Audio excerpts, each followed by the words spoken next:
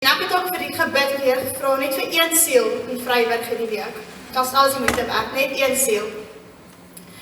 En so het ons in Vryburg aangekom en die skole begin besoek.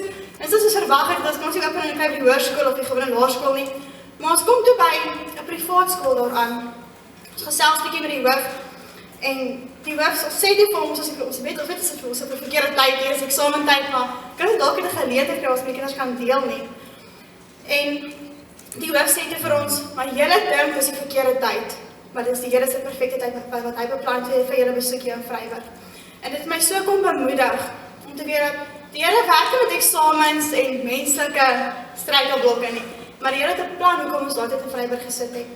En ek het ook besef toe ons hierdie geleentheid gehad het om so met 3 siele te bid vir redding.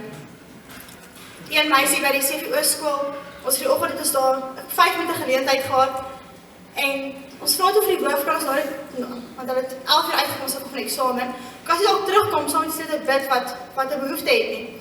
En hy sê is reg en hy sê vir die jong mense daar dat ons gaan terugkom 11 uur sonder dat kom bid. En die een meisie het daai dag 2 eksamenvraestelle geskryf, sy is matriek. En sy sê vir die hoof, maar kan ek nie nou saam met hulle bid hê, want ek is bang as ek klaar geskryf en as hulle weg is, hulle nie hier nie.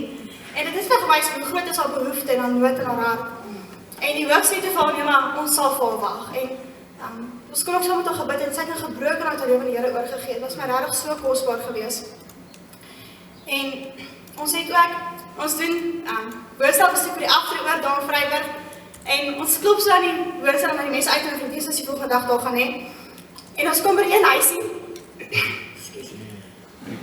Ons kom by die een huisie aan, praat nou weer vinnig jammer, maar in elk geval. Ons kom by die een huis aan en toe so klop kom ek is nie sy hare so 'n bietjie te mekaar, hy het so pas 'n middagslaapie gehad. En hy het sy kous so kom maak hy die deur vir ons oop.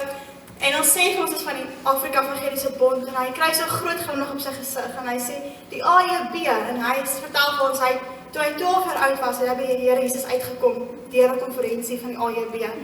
En dit is as ek uitwerk so 68 jaar terug gewees. En ons het my bemoedig om te sien hoe hy nog hoe hy gebly het in die Here gegroei het en hy was so bly om ons te gesien het